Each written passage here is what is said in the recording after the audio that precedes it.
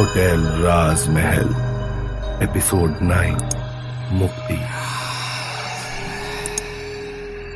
वो आदमी अपनी बंदूक ताने विशाल के सामने खड़ा है। मौत विशाल के सर पर तांडव कर रही है, लेकिन फिर भी पता नहीं क्यों उसकी आंखों में बिल्कुल भी डर नहीं है। तभी अचानक से पूरे होटल राजमहल और उसके बाहर तेज हवाएं चलने लगी और सारी लाइट जलने बुझने लगी। ये सब देखकर वो आदमी काफी ज्यादा चौंक गया और अपने आसपास देखने लगा, मगर उसे कुछ भी नजर नहीं आ रहा होता। होटल के हॉल से बहुत ही भयानक हंसने की आवाजें गूंजने लगी और वो आदमी काफी ज्यादा घबरा गया। वो आदमी महसूस करता है जैसे उसके पास ही कोई बहुत बुरी तरह से तड़पते हुए चिल्ला रहा है। उस आदमी के चेहरे पर एक शिकन नजर आने लगती है। वो आदमी हैरानी भरे लहजे से बोला, रे छोरे, ये सब क्या कर रहा है तू? ये कौन सा खेल खेल रहा है तुम्हारे साथ? ये मत सोच मुझे डराकर तू बच जाएगा। मैं तो थारा खेल खत्म करके ही विधायक जी के पास वापस जाऊंगा। ये कहते ही उसने बंदूक पर अपनी पकड़ काफी मजबूत कर ली। विशाल को लग रहा है जैसे उसका आखिरी वक्त आ चुका है, लेकिन फिर भी उसके चेहरे पर कोई शिकन और अफसोस नजर नहीं आ रहा।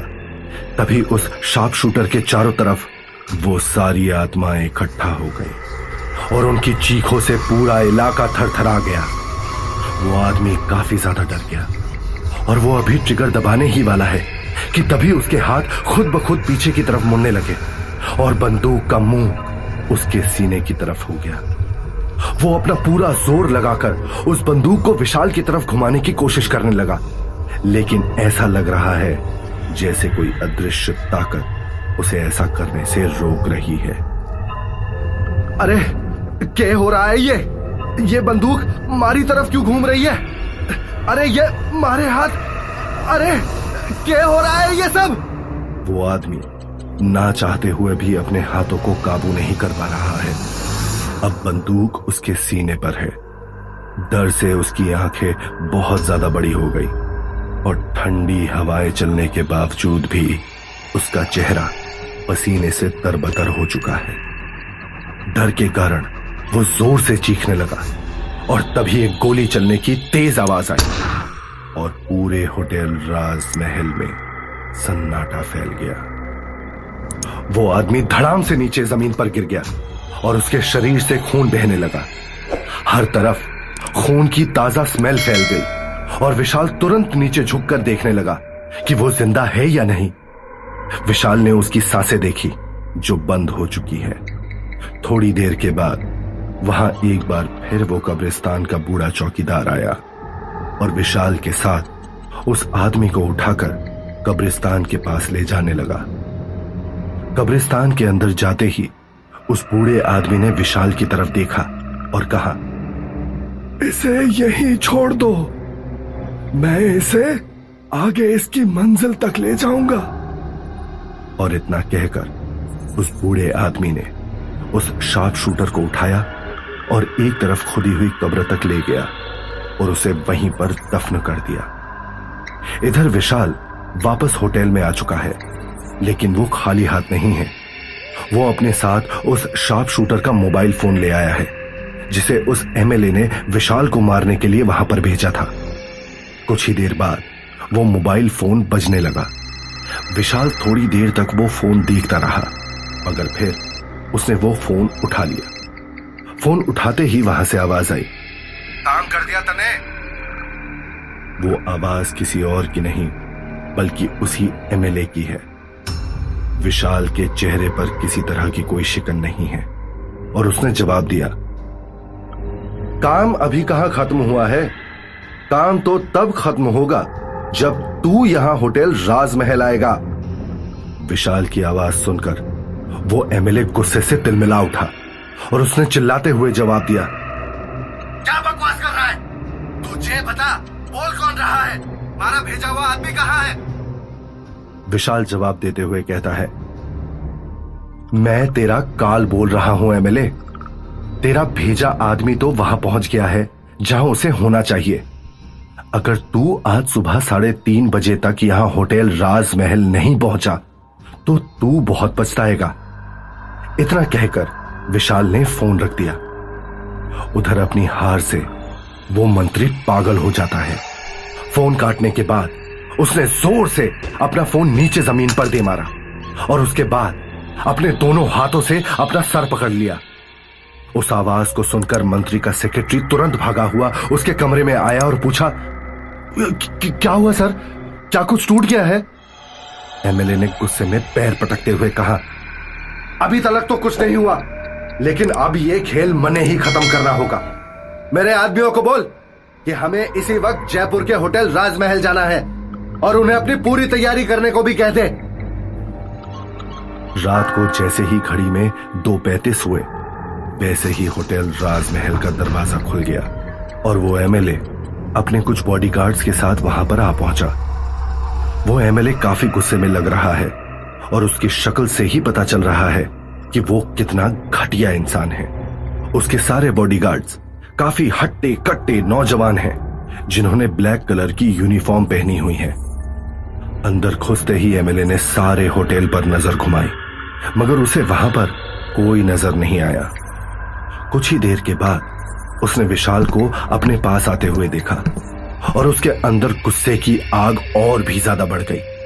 उसने जोर से चिल्लाते हुए गुस्से में कहा, 2 कौड़ी के आदमी, क्या तू मने जानता नहीं है? क्या तने कोई बेरा नहीं है कि मारी पहुंच कहां तक है? तेरी इतनी हिम्मत भी कैसे हुई कि तू मारे को धमकी देकर रोहतक से यहां बुलाए? क्या तू जानता है कि अब मैं थारा क्या हश्र करूंगा?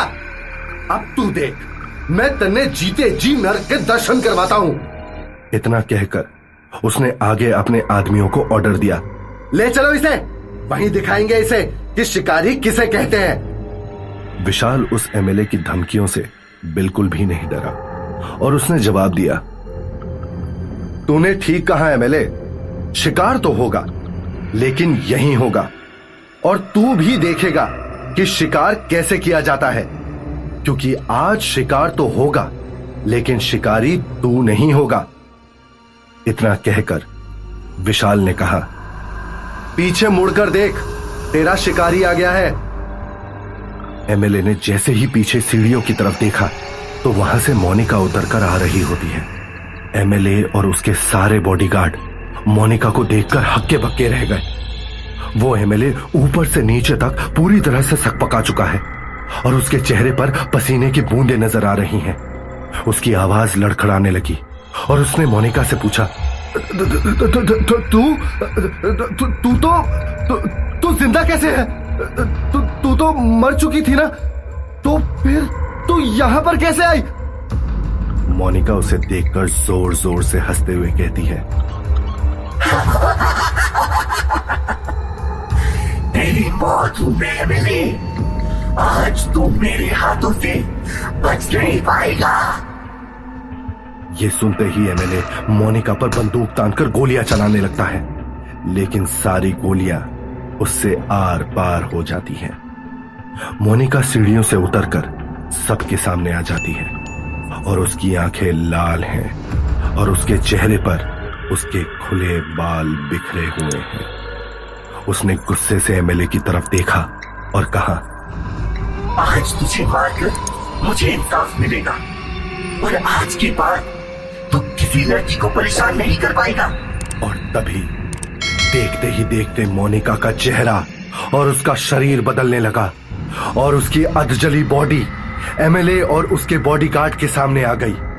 उसके पूरे शरीर से खून टपक रहा है और मांस के टुकड़े जगह जगह लटक रहे हैं।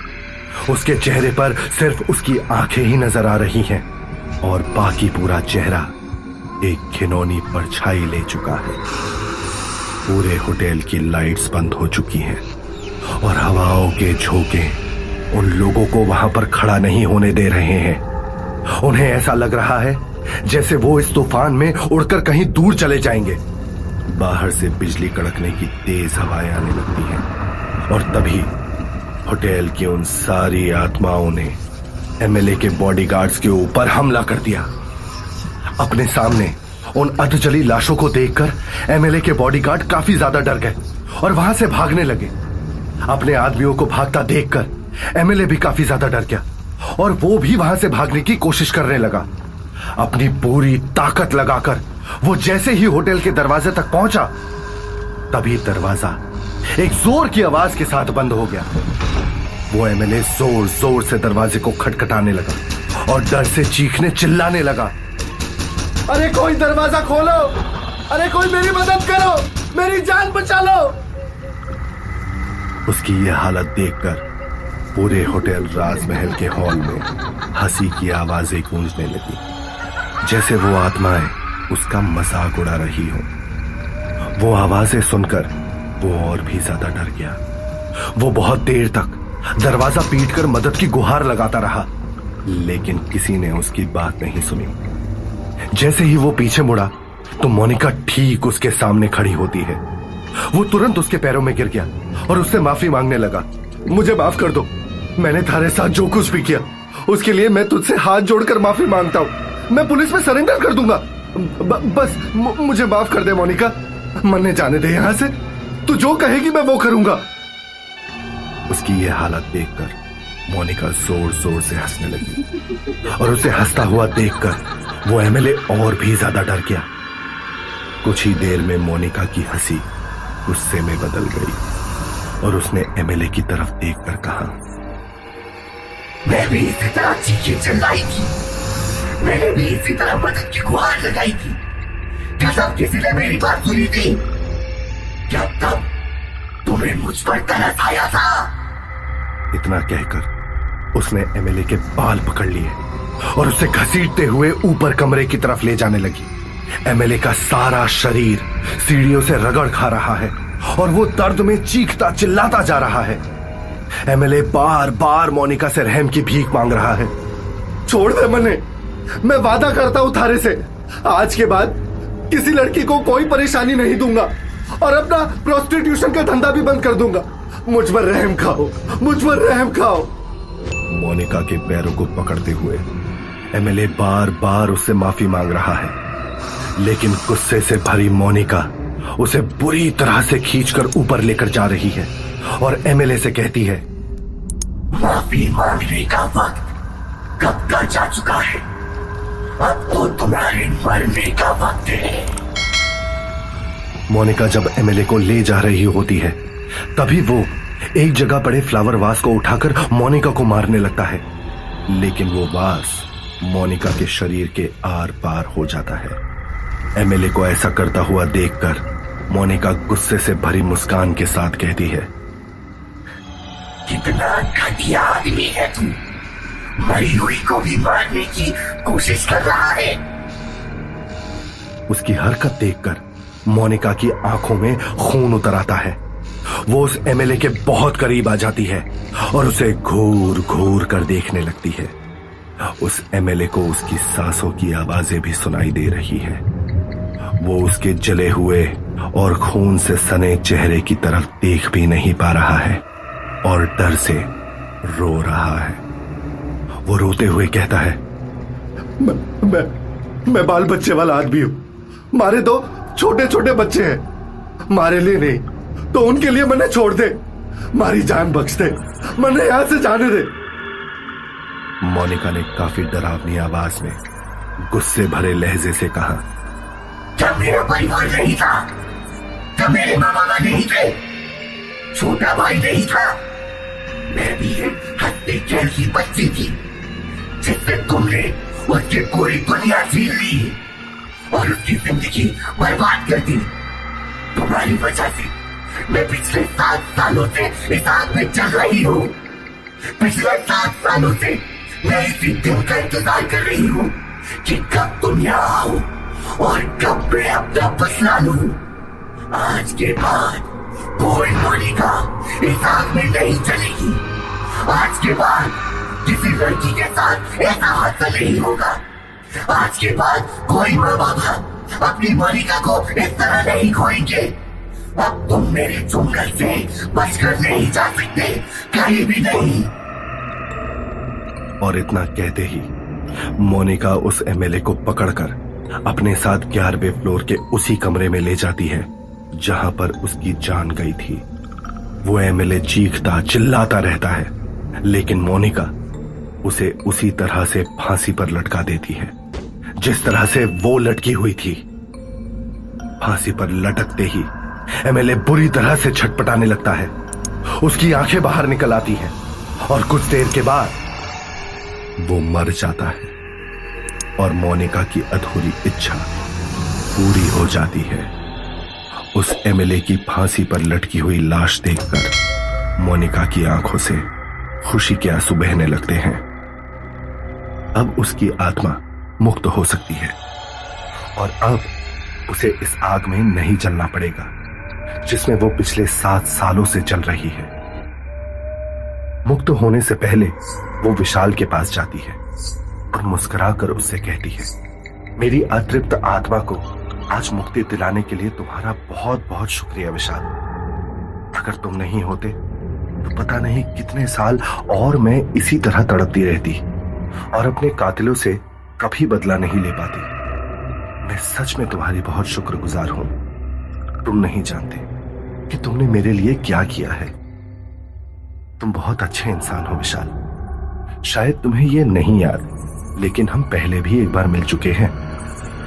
मोनिका की बातें सुनकर विशाल थोड़ा चौंक जाता है और उससे पूछता है, हम पहले मिल चुके हैं? लेकिन कब? मुझे कुछ भी याद नहीं।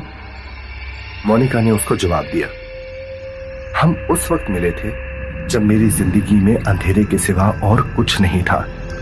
तब मुझे उस एमएलए ने प्रोस्टिट्यूशन के धंधे में डाल दिया था। उस वक्त लोग आते थे और मेरे जिस्म से खेलते थे और अपनी प्यास बुझाकर चले जाते थे। तब एक रात तुम भी अपने दोस्तों के साथ वहां आए थे विशाल, और तुमने मेरे साथ एक रात बिताई थी।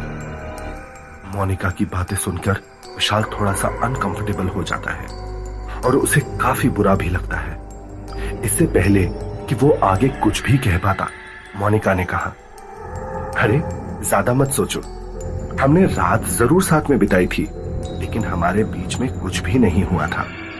तुम मेरे कमरे में आए जरूर थे, लेकिन हमने पूरी रात सिर्फ बातें की थी। तुम वो पहले इंसान थे जिसने मुझसे मेरा नाम पूछा था, जिसने पूछा कि मेरे घर पर कौन कौन है और मैं कहां से हूं, कैसे पली बड़ी हूं। उस रात मैं अपनी जिंदगी की सारी परेशानियां भूल गई थी और तुम्हारी बातों में पूरी तरह से खो गई थी। उस वक्त ऐसा लग रहा था जैसे मेरी जिंदगी में फैले हुए उस अंधेरे में किसी ने एक दिया जला दिया हो। उसकी बातें सुनकर जैसे विशाल को धीरे धीरे कुछ समझ में आने लगा है, मगर इस वक्त उसने चुप रहना ही बेहतर समझा और बस मोनिका की तरफ देखकर मुस्कुरा दिया। अच्छा, तो अब मैं चलती हूं। अपना ख्याल रखना विशाल, अभी तुम्हारा सफर खत्म नहीं हुआ है। इतना कहकर मुस्कुराते हुए मोनिका होटल राजमहल के दरवाजे की ओर बढ़ गई। तभी वो दरवाजा खुल गया और सामने सफेद रंग की रोशनी नजर आने लगी। मोनिका ने एक बार पीछे मुड़कर देखा और फिर एक धुएं की तरह उस रोशनी में गायब हो गई। विशाल ने पीछे मुड़कर देखा तो होटल राजमहल की मालकिन मल्लिका शेखावत और बाकी सारी 119 आत्माएं मोनिका को वहां से जाते हुए देख रही हैं। उन सबकी आंखों में मोनिका के लिए खुशी और सुकून नजर आ रहा है। तभी मल्लिका की नजर विशाल के चेहरे पर पड़ी और उसने उसके चेहरे के एक्सप्रेशन पल भर में ही बदल दिए। उसने विशाल की तरफ देखते हुए कहा, गुड जॉब विशाल, लेकिन ज्यादा खुश होने की जरूरत नहीं है। ये मत समझना कि मोनिका को मुक्ति दिलाकर तुम्हारा काम खत्म हो गया है। मत भूलो कि अभी भी इस होटल में 119 आत्माएं हैं जिन्हें तुम्हें मुक्ति दिलानी है, नहीं तो तुम इस होटल राजमहल से कभी वापस नहीं जा पाओगे। अब आगे विशाल की जिंदगी कौन सा मोड़ लेगी?